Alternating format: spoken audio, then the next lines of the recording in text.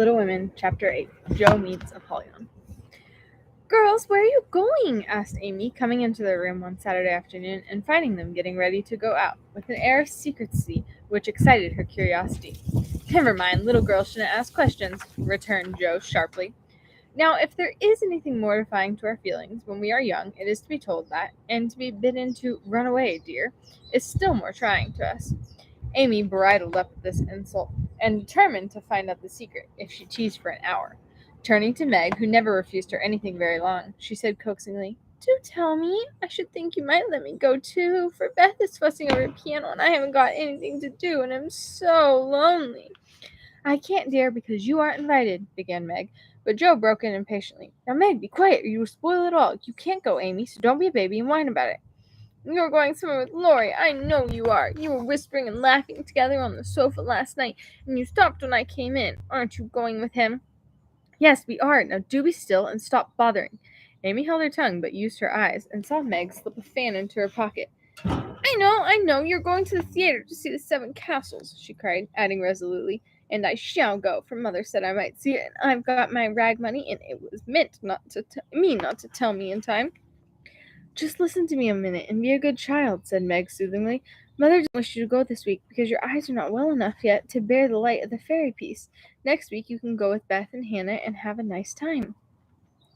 "I don't like that half as well as going with you and Laurie. Please let me. I've been sick with this cold so long and shut up, and I'm dying for some fun. Do, Meg. I'll be ever so good," pleaded Amy, looking as pathetic as she could.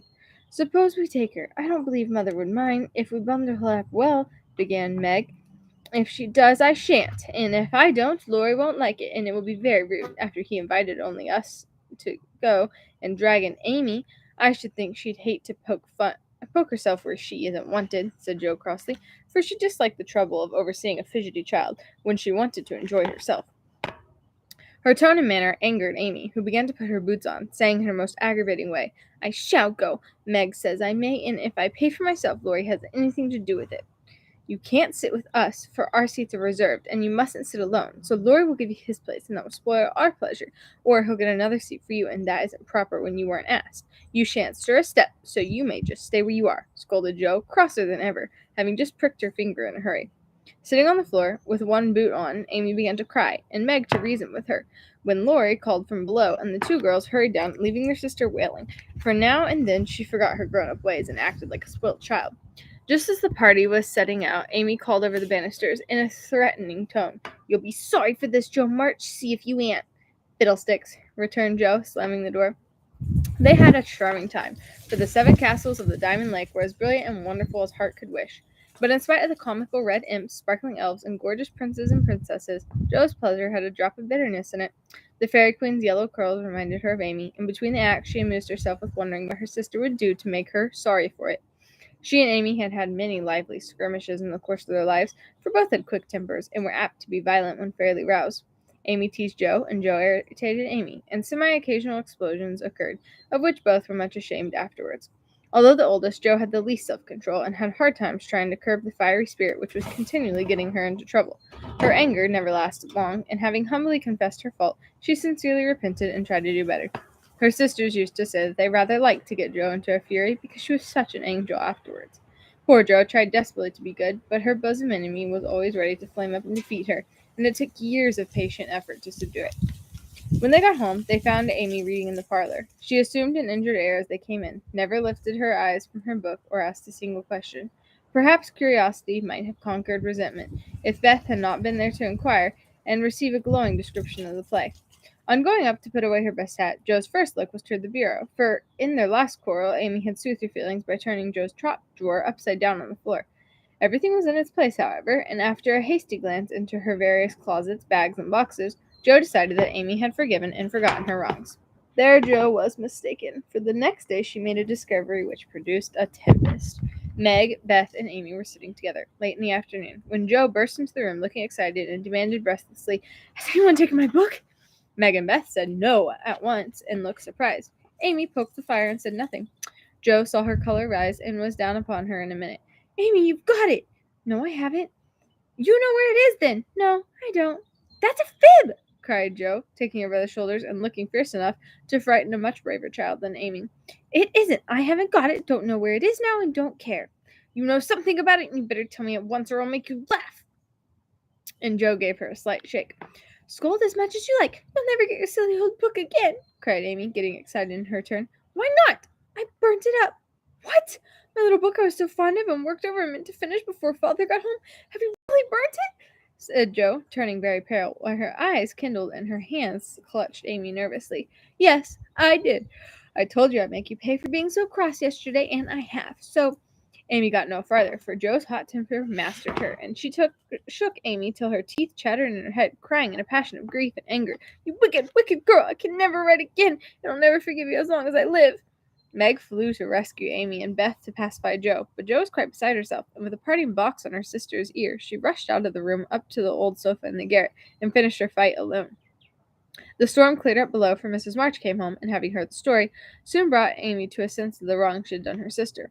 Joe's book was the pride of her heart, and was regarded by her family with a literary sprout of great promise. It was only half a dozen little fairy tales, but Jo had worked over them patiently, putting her whole heart into her work, hoping to make something good enough to print. She had just copied them with great care, and had destroyed the old manuscript, so that Amy's bonfire had consumed the loving work of several years. It seemed a small loss to others, but to Jo it was a dreadful calamity, and she felt that it never could be made up to her. Beth mourned as for a departed kitten, and Meg refused to defend her pet. Mrs. March looked grave and grieved, and Amy felt that no one would love her till she had asked for pardon for the act which she now regretted more than any of them. When the tea bell rang, Jo appeared, looking so grim and unapproachable that it took all Amy's courage to say meekly, Please forgive me, Jo. I'm very, very sorry.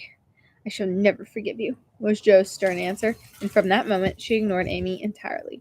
No one spoke of the great trouble, not even Mrs. March, for all had learned by experience that when Jo was in that mood words were wasted, and the wisest counsel was to wait till some little accident, or her own generous nature, softened Jo's resentment and healed the breach. It was not a happy evening, for though they sewed as usual, while their mother read aloud from Bremer, Scott, or Edgeworth, something was wanting, and the sweet home peace was disturbed. They felt this most when singing time came, for Beth could only play. Jo stood dumb as a stone, and Amy broke down. So Meg and Mother sung alone. But in spite of their efforts to be as cheery as larks, the flute-like voices did not seem to chord as well as usual, and all felt out of tune. As Jo received her good-night kiss, Mrs. March whispered gently, My dear, don't let the sun go down upon your anger. Forgive each other, help each other, and begin again tomorrow.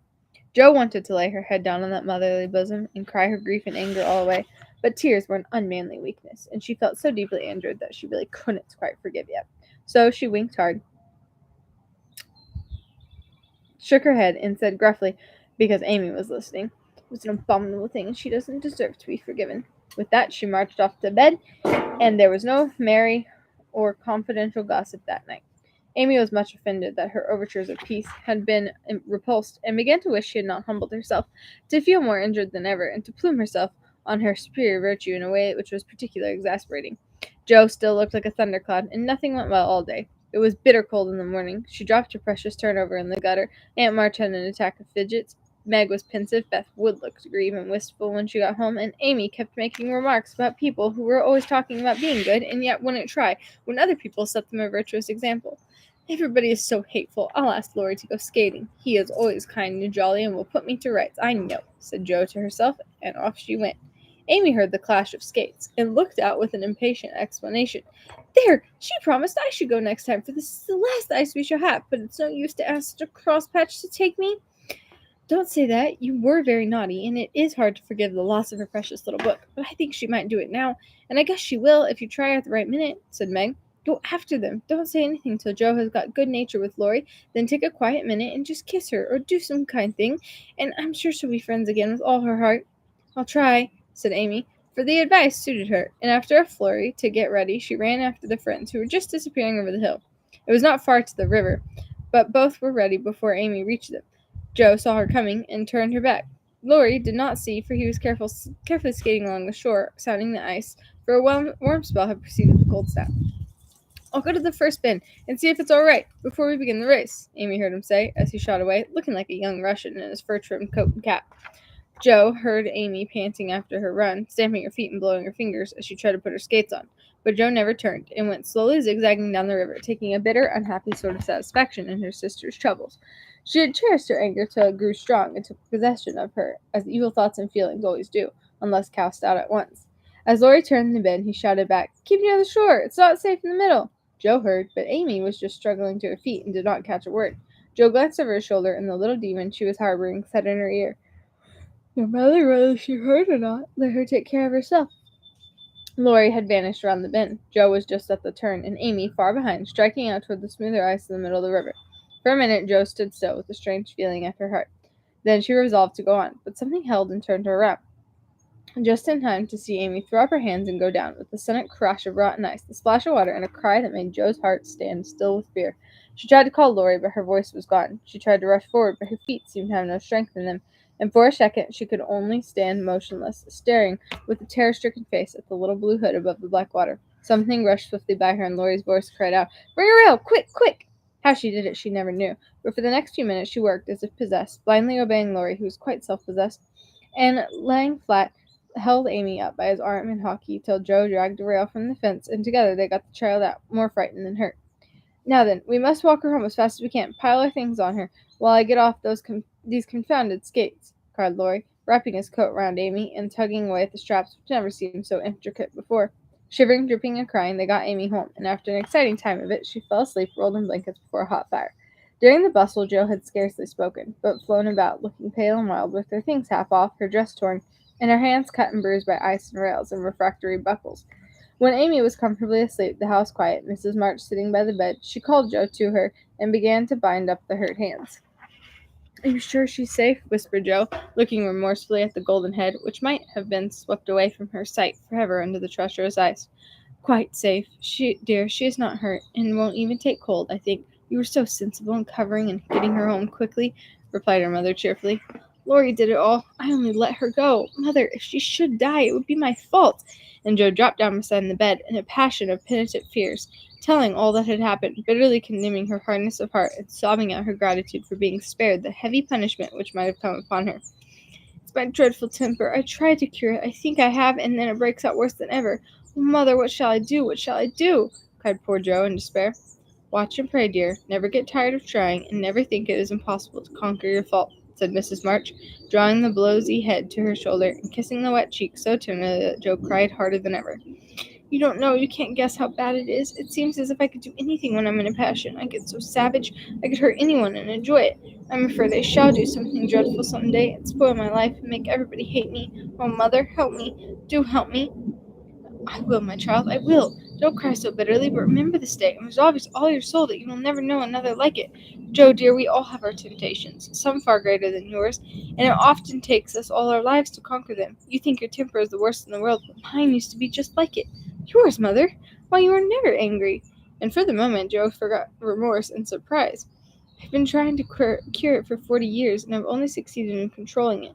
I am angry nearly every day of my life, Joe, but I've learned not to show it, and I still hope to learn not to feel it, though it may take me another 40 years to do so." The patience and the humility of the face she loved so well was a better lesson to Joe than the wisest lecture, the sharpest reproof. She felt comforted at once by the sympathy and confidence given her. The knowledge that her mother had a fault like hers, and tried to mend it, made her own easier to bear, and strengthened her resolution to cure it, though 40 years seemed rather a long time to watch and pray to a girl of 15. "Mother, are you angry when you fold your lips tight together and go out of the room sometime, when Aunt March scolds or people worry you?" asked Joe, feeling nearer and dearer to her mother than ever before. "Yes, I've learned to check the hasty words that rise to my lips, and when I feel that they mean to break out against my will, I just go away a minute and will give myself a little shake for being so weak and wicked," answered Mrs. March with a sigh and a smile, as she smoothed and fastened up Joe's disheveled hair. "How did you learn to keep still?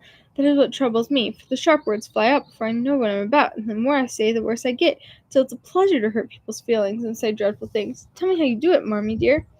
"My good mother used to help me." "As you do us," interrupted Joe with a grateful kiss. "But I lost her when I was a little older than you are, and for years had to struggle on alone, but I was too proud to confess my weakness to anyone else. I had a hard time, Joe, and shed a good many bitter tears over my failures, for in spite of my efforts I never seemed to get on. Then your father came, and I was so happy that I found it easy to be good. But by and by, when I had 4 little daughters round me, and we were poor, then the old trouble began again. for I am not patient by nature, and it tried me very much to see my children wanting anything. Poor mother! What helped you then? Your father, Joe. He never loses patience, never doubts or complains, but always hopes and works and waits so cheerfully that one is ashamed to do otherwise before him. He helped and comforted me, and showed me that I must try to practice all the virtues I would have my little girls possess, for I was their example. It was easier to try for your sakes than for my own. A startled or surprised look from one of you, when I spoke sharply, rebuked me more than any words could have done, and the love, respect, and confidence of my children was the sweetest reward I could receive for my efforts to be the woman I would have them copy. Oh, mother, if I'm ever half as good as you, I shall be satisfied, cried Joe, much touched. I hope you will be a great deal better, dear, but you must keep watch over your bosom enemy, as father calls it, or it may sadden, if not spoil, your life. You have had a warning. Remember it, and try with heart and soul to master this quick temper before it brings you greater sorrow and regret than you have known today. I will try, mother, I truly will. But you must help me, remind me, and keep me from flying out. I used to see father sometimes put his finger on his lips and look at you with a very kind but sober face, and you always folded your lips tight or went away. Was he reminding you then? Asked Joe softly. Yes. I asked him to help me so, and he never forgot it, but saved me from many a sharp word by that little gesture and kind look. Joe saw that her mother's eyes filled and her lips trembled as she spoke, and fearing that she had said too much, she whispered anxiously, "Is it wrong to watch you and to speak of it? I didn't mean to be rude, but it is so comfortable to say all I think to you and feel so safe and happy here. My Joe, you may say anything to your mother, for it is my greatest happiness and pride to feel that my girls confide in me and know how much I love them. I thought I had grieved you. No, my dear, but speaking of father reminded me how much I miss him, how much I owe him, and how faithfully I should watch and work to keep his little daughter safe and good for him. You told him to go, mother, and didn't cry when he went, and never complained now, or seem as if he needed any help," said Joe, wondering.